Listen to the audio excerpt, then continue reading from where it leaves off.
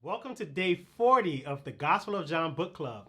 And in today's reading, Jesus gives a life lesson using agriculture.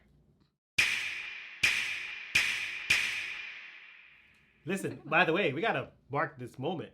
We're on day 40. We're 2/3 of the way there. This is day 40? This is day 40. Hey! Hey! So we are reading John 12, verses 20 to 36. Yes. Some Greeks who had come to Jerusalem for the Passover celebration paid a visit to Philip, who was from Bethsaida in Galilee. They said, "Sir, we want to meet Jesus." Philip told Andrew about it, and they went together to ask Jesus. Jesus replied, "Now the time has come for the Son of Man to enter into his glory. I tell you the truth, unless a kernel of wheat is planted in the soil and dies, it remains alone. But its death will produce many new kernels, a plentiful harvest of new lives. Those who love their life in this world will lose it. Those who care nothing for their life in this world will keep it for eternity. Anyone who wants to serve me must follow me, because my servants must be where I am, and the Father will honor anyone who serves me. Now my soul is deeply troubled. Should I pray, 'Father, save me from this hour'? But this is the very reason I came. 'Father, bring glory to your name.' Then a voice spoke from heaven saying, 'I have already brought glory to my name, and I will do so again.' When the crowd heard the voice, some thought it was thunder, while others declared an angel had spoken to him. When Jesus told them, 'The voice was for your benefit, not mine. The time for judging this world has come, when Satan, the ruler of this world, will be cast out. And when I am lifted up from the earth, I will draw everyone to myself.' He said this to indicate how he was going to die. The crowd responded, 'We understood from Scripture that the Messiah would live forever. How can you say the Son of Man will die? Just who is this Son of Man anyway?' Jesus replied, 'My light will shine for you just a little longer. Walk in the light while you can, so the darkness will not overtake you. Those who walk in the darkness cannot see where they are going. Put your trust in the light while there is still time. Then you will become children of the light.' After saying these things, Jesus went away and was hidden from them." Yeah. Ooh, so There's much a there. lot that is going on So much. here Where you wanna that start? I don't think that we have time to We don't. unpack. But the very first thing that I want to say, the Greeks, Yeah. are these Jews or are these Gentiles? Well, we don't know that. We don't know. Well, some theologians say that, they might have possibly converted to Judaism, Okay. right? Others say that, well, Jesus came to the Jews. So salvation gets extended to the Jews and the Gentiles. Yeah. Now, let's kind of break down Jew and Gentile real quickly. Jews are, the Jewish people. Gentiles are everyone else. Mhm. Okay? So some theologians, Bible scholars, believe that because Jesus came to the Jews, Yeah. and that the message of salvation was going to go to the Gentiles in the after Jesus' resurrection and his ascension into heaven, they believe that because it was now spreading to the Greeks, that signified that it was now time for Jesus to be crucified. Got it. Okay, so this is the first time we see the Greeks. They're coming into the picture, Mhm. and this is kind of going beyond the Jews. And so there's a couple of It's spreading theories. outside of themselves. Exactly. So there's a couple of theories out there, but because they came during the Passover, I would look at it and say maybe they had more of a conversion experience to Judaism. Gotcha. And the reason why they come to Philip is because Philip is the one with the Greek name. Gotcha. So he's the one that they can identify with. Mhm. And so Philip is like, okay, well, let me go and I think another thing too was Philip was also one of the, when we go back to one of the first couple of days when Jesus was first calling the disciples, Philip was on fire. Philip was the one who said in John chapter 1, verses 43 to 46, Jesus found Philip and said, "Come follow me." Philip was from Bethsaida, Andrew Peter's hometown. Philip went to go look for Nathanael.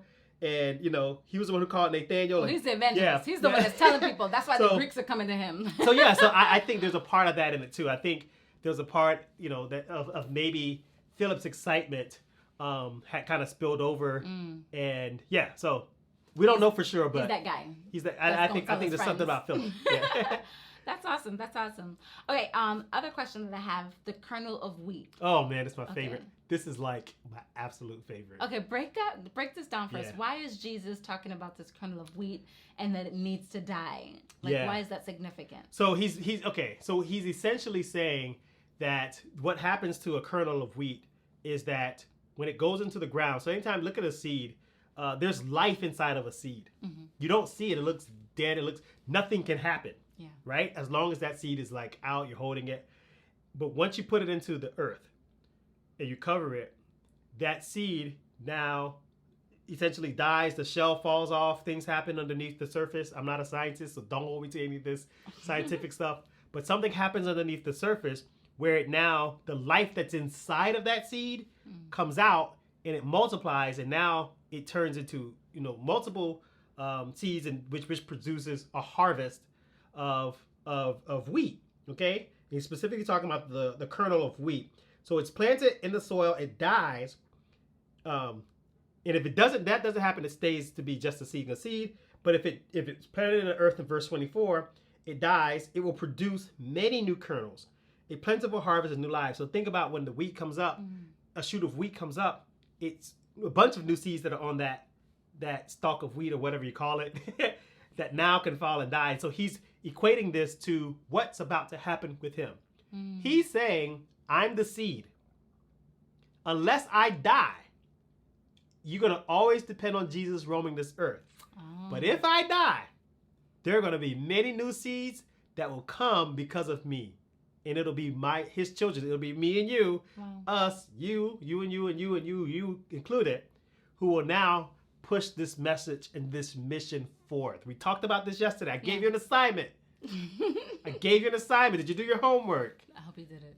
I hope y'all did your homework. You should have 3 instances of how Jesus has impacted your life that you're going to begin to share. That anytime, you're having a conversation with somebody, not in every conversation, but when those doors open, you got something ready to share about how Jesus has impacted your life. Because Jesus says you will be the ones that now will go forth and push the mission forward. So we become those kernels of wheat, But if he didn't die, it never would have multiplied in that way. A couple more things I want to get to. Hopefully we have some time. I love what Jesus says here in 25. It says, those who love their life in this world will lose it. Those who care nothing for their life in this world will keep it for eternity. Yeah. Anyone who wants to serve me must follow me because my servants must be where I am. This reminds me a little bit what we were talking about with Martha, with Mary, where she just gave like whatever. She's giving this fragrance and so forth. And then we see Judas, who's like, oh man, you should have held on to that. You could have sold that. Yeah. You could have gave it to the poor, which he didn't really care about the poor. But Right. he was like, we could have sold it so I could It have would have been more money for me to kind of rob from the poor. rob from the poor. But I think like, and this whole entire thing, Jesus is stirring a lot of stuff up. So we see the Greeks coming in. He's talking about he's about to die. He's also saying this is what you want to do. This is the posture your heart needs to be of having this life of just letting things go and following me wholeheartedly if you want to be my true follower. Yeah. And then we hear from You answered your question. Really? Yes. Okay. Following wholeheartedly and being a true follower. Yeah. Yes. And then finally, we hear from the voice of God who is pleased. Yeah. Right? And so the first time we actually hear God saying anything is Jesus' baptism. Yeah. And now we hear God. Well, in not in the Gospel of John, because we read the Gospel of John in a different account, in Matthew's account of the Gospel. So we said when John the Baptist gives an account, he said, "I saw the spirit of the dove come, the spirit come on him like a dove." We kind of see the God coming into place in that. But now we see him here again, where he says to Jesus, "I have been glorified." Yeah. So to me, I feel like that's saying your work is done. Yeah. What you've needed to do. Well, your work is coming to an end. Yeah. The part to give me glory is done. Everybody has, whoever you need to see that God is not abstract anymore, that God is here, you've already done that. Yeah. And then he also says, and I'll do it again. And I'm going to do it again. Yeah. So I feel like this is just, this is so beautiful for me, just seeing just God come on the scene in this way. And some people heard it as thunder. Some people thought it was an angel, but the scripture is saying it was God. Yeah.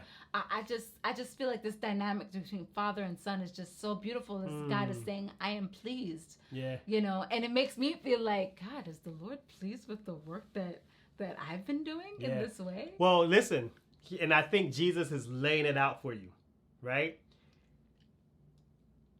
I take the kernel of wheat, and what he says right after that, those who care nothing for their life in the world will keep it for eternity, in verses 23, 24, 25, 26 even. And I think if I were to sum it all up, I'd say it like this. The absolute most productive thing that you can do with your life. Everybody wants to have a life of productivity. The absolute most productive thing that you can do with your life is to turn control of it over to Jesus. You said the C word. That's a tough one. Turn control is to surrender. I was going to say surrender, but you say surrender and people think, oh yeah, I gave my life to the Lord. No. It's control. It's giving him control. Everything. Allowing him to tell you where to go, tell you when to talk, tell you when to be quiet, movie here, tell you how to serve. Don't take that job. Following the scriptures. Don't take that job. Don't say that cuss word. Like, don't marry that man. You got it. Giving total control over to Jesus. That's the most productive thing that you can do. And I believe that that's what Jesus is saying. Because he's saying, listen, if I die, if and when I die, now there could be a harvest, right? But it then comes over to us. If you die to yourself and you let Jesus have control of your life, so if you let go of control, you die and let Jesus take control, then you will see a harvest come from your life. Which we have. A harvest of souls, which we talked about many days ago. A harvest of souls. You will start living for Jesus, living for Jesus's mission, and understanding like, oh, let me take them 3 stories from my homework and start sharing them. And I believe that is the most, because then you will now be planting seeds. You will now be bearing fruit that will last for eternity. The most productive thing you can do with your life. You can just let me have the eternity, though. I'm like, we could have ended there because that was beautiful. We said it together. Because it will produce fruit for eternity. You were supposed to say it with me. It's okay. It's all right. All right.